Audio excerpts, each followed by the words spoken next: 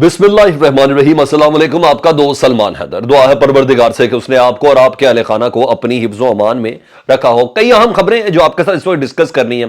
रात के एस्टेब्लिशमेंट का बाकायदा तौर पर दिमाग घुमा एक अहम तरीन इजलास उन्होंने तलब किया है और ना सिर्फ नैब के जेर एहतमाम है ये और बल्कि नेशनल एक्शन प्लान के जेर एहतमाम है, बल्कि कुछ और अहम चीज़ें भी। एक अहम तरीन दुश्मन ISI के जो दो दुश्मन थे इमीडिएट, वो अपने अंजाम को पहुंचे हैं। किस तरीके से ये तमाम जियो फेंसिंग हुई थी इन दोनों की और किस जगह पर एक को और दूसरी जगह पे दूसरे को बाकायदा तौर पर अपने मंतकी अंजाम तक पहुंचाया गया, उसकी कुछ डिटेल्स हैं, वो मैंने आपको बतानी है।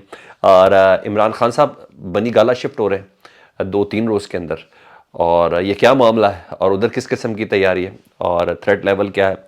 दूसरा, शेख रशीद साहब के ऊपर अभी एक मामला लाल हवेली हो तो दूसरा पर्चा FIR तैयार है। उम्मीद है बफजले दिस हुकूमत आज शाम तक उनके ऊपर एक FIR भी हो जाएगी। काफ़ी आम चीज़ें हैं, मैं आपको सारी की सारी बता देता हूँ। पहले पेशावर ब्लास्ट का मैं फॉलो अप आपको दे दूँ।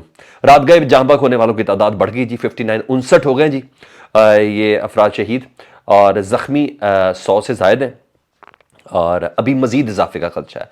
जो मेरी रात लेट आवर्स में अपने रिपोर्टर से बात हुई थी, उसने कहा अभी मजीद इजाफे का खदशा है। छत ही पूरी कोलैप्स कर गई थी ना, तो अभी तो कटिंग शटिंग का मरला जारी है। तो अब तक जो डेड बॉडीज रिसीव हो चुकी हैं वो 59 रात गए तक हुई थी जब मेरी बात हुई थी।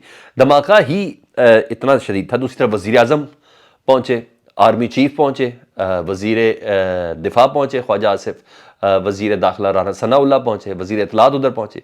इन सब ने वहाँ मौजूद थे जी। पेशावर में हंगामी इजलास हुआ है जी, उसकी सदारत हुई है और वहाँ ज़ेर सदारत बाद बाकायदा ब्रीफिंग तक गई है और ख़ुदकुश हमलावर कैसे पहुँचा और हसास इलाका था, इस पर बाकायदा ब्रीफ किया गया है। और हसासियत का आलम यह था कि ख्वाजा आसिफ रात को कैपिटल टॉक में हामिद मीर साहब के प्रोग्राम में कह रहे थे कि हाँ, तस्लीम किया उन्होंने कि ये सिक्योरिटी ब्रीच था।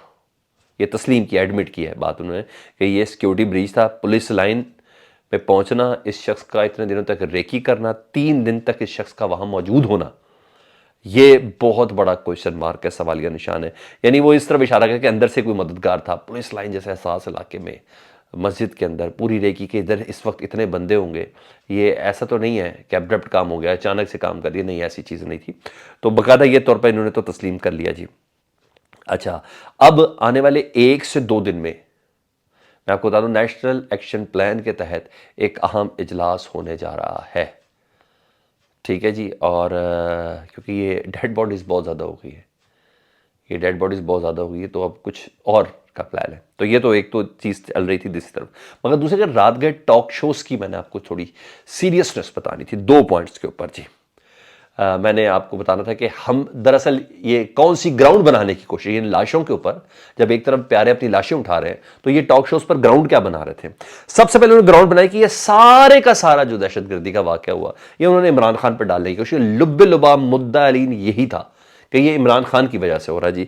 और कहते हैं कि 2 हुकूमत ही थी, इमरान खान साहब को 2 बार हुकूमतें मिली और महमूद खान वज़ीर आला थे, उन्होंने इस तरह के इंतजामात नहीं किए जिसकी बिना पर यहाँ, यानी यहाँ जनाजे उठ रहे हैं और वहाँ ये एक दूसरे की सियासी किरदार कशी करने की कोशिश कर रहे हैं। और सबसे अहम बात बताऊँ क्या, दूसरा, मीडिया की संजीदगी का आलम देखें। जब प्लेस हो ना मीडिया, जब फिक्स हो ना मीडिया, जब बता दिया हो, एड्स दे के इधर इधर तक भर दिया हो, तो उसके बाद मीडिया फिर इस तरह करता है। बेशतर मीडिया की मैं बात कर रहा हूँ, सबकी नहीं, बेशतर मीडिया की मैं बात कर रहा हूँ।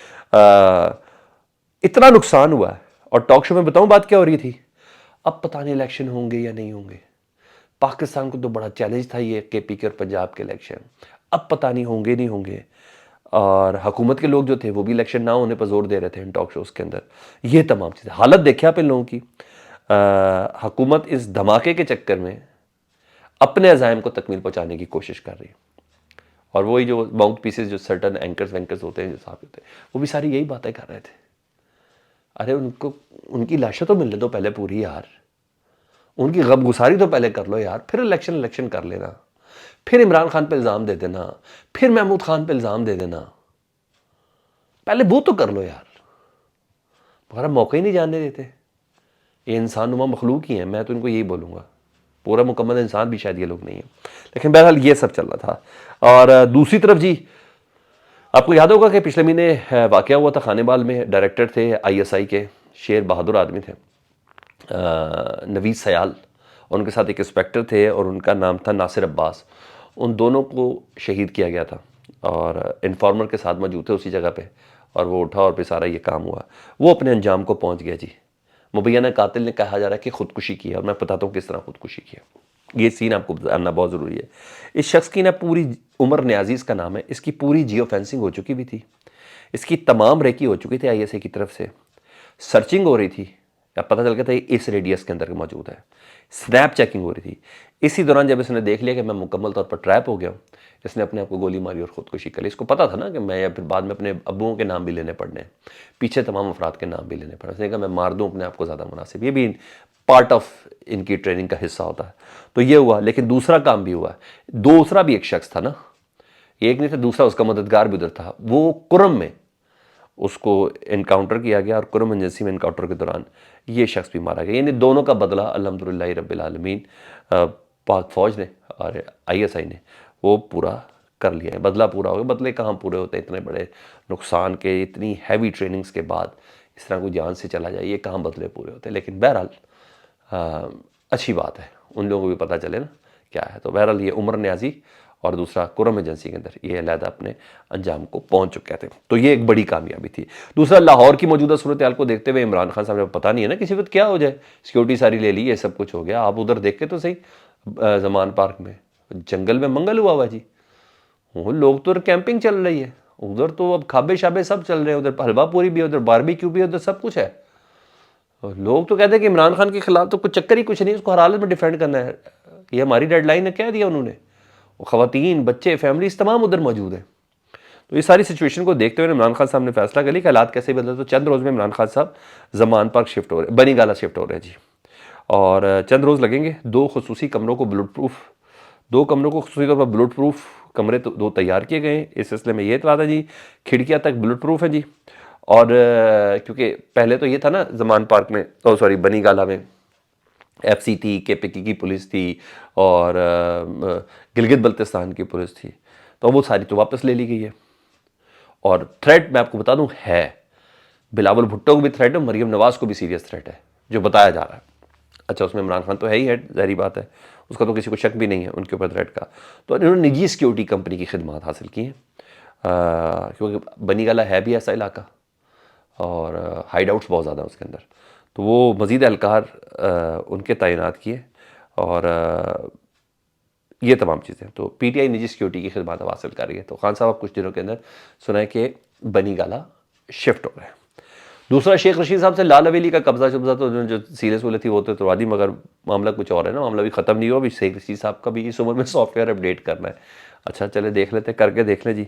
वो दूसरा मामला डाल दिया, उन्होंने बयान दिया था ना जरदारी साहब के ऊपर, उन्होंने कॉन्ट्रैक्टर को कॉन्ट्रैक्ट दिया है इमरान खान को मारने के लिए। उस सिलसिले में कहा था कि मैं आर्मी चीफ से दरख्वास्त करता हूँ कि किसी अपने आला अफसर को मेरे पास भेजें, मैं उसको बताऊँ कि किस तरह जरदारी साहब ने ये तमाम प्लान किया हुआ, किसी कलअदम जमात को ये सारा कॉन्ट्रैक्ट दिया हुआ है। तो एक थाना आप पारा में एक दरख्वास्त दी गई, आप पारा जहन में रखिएगा, थाना आप पारा में दरख्वास्त दी गई। इधर भी एक शख्स का दिल दुखी हुआ है। उस शख्स ने कहा है, इल्ज़ाम लगाए हैं कि उनका दिल बहुत दुखी हुआ है, जरदारी साहब और उनके ख़ानदान की जान को ख़तरा है, इसलिए आप शेख रशीद के खिलाफ FIR दर्ज करें। तो आज शाम ना शेख रशीद साहब को SHO आप पारा ने बुला लिया है। उम्मीद है कि आज उनके ऊपर मुकदमा दर्ज हो जाएगा। ये मुझे लग रहा है। ब्लैकमेल करना है सर, जिस तरह मर्जी कर लें। जब इस मुल्क में शराब की बोतल के ऊपर बरामद हो जाती है, बरामद हो, जो क्लाशन को भी शेख रशीद की निकली थी, उसके बाद गाय भैंसे भी चोरी होके उसका भी मुकदमा है, तो होना तो कुछ भी हो सकता है। तो ऐसा कोई इशू है नहीं। और जिन्होंने बचना हो तो उनके पास 16 अरब रुपए प्रूवन होते हैं उनके ऊपर, वो बाइज्जत बरी हो जाते हैं।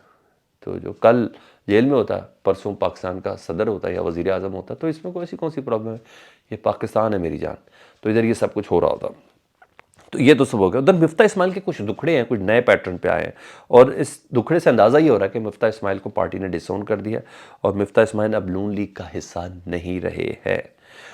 पिछले दिनों ना जब फवाद चौधरी साहब जब गिरफ्तार हुए थे ना 6 दिन पहले, तो मुस्लिम लीग नून ने एक लिस्ट निकाली थी 12-15 अफराद की, कि देखें ये फवाद चौधरी पे इतना गम और पिटना लगाया हुआ PTI ने, हमारे भी तो ये 15 अफराद जो थे ना ये जेल के अंदर कहते हैं। तो मिफ्ता इस्माइल कहते हैं जिन 12 से 15 लोगों की तस्वीर और पोस्टर डाली गई थी ना सोशल मीडिया पे, उसमें मेरा नाम तक नहीं था। यानी मुझे मेरी पार्टी डिसोन कर रही है, हालांकि मैं जेल में रहा हूँ। शायद खाका नब्बासी के साथ जेल में रहे ना, उन्हें कहा मुझे यहाँ तक रहे। नून लीग मेरे खिलाफ प्रोग्राम करती थी वो कहते थे, और शहबाज शरीफ उन्हें नहीं रोकते थे, बल्कि शहबाज शरीफ मुझे रोकते कि तुम कुछ नहीं बोलोगे। मतलब शाहिद खान अब्बासी और मिफ्ता इस्माइल का लावा ना अब उबलता हुआ महसूस हो रहा है। उन्हें गिला कर दिया शहबाज शरीफ साहब के साथ। आप भी उनसे मिले हुए प्रोग्राम होते थे और आप उनको नहीं मना करते थे और मुझे कहते थे कि आप खामोश रहे। तो ये सब चीज़ें जो अब आगे चल रही हैं, देखें लेट्स सी क्या रिजल्ट होता है। मेरे पास ये तमाम अपडेट्स थी और इसमें मैं बहुत सी चीज़ों को हाँ, तकलीफ सूरत हाल मुझे यही लगी कि टॉक शोज़ का जो गुफ्तगू का जो मौजू था ना, वो ये नहीं होना चाहिए था जो उन्होंने रखा। फीडबैक से मुतल्लिक ज़रूर आगा कीजिएगा। अपना बहुत ख्याल रखें। अल्लाहुम्मा सल्ली अला मुहम्मदिन व आले मुहम्मद।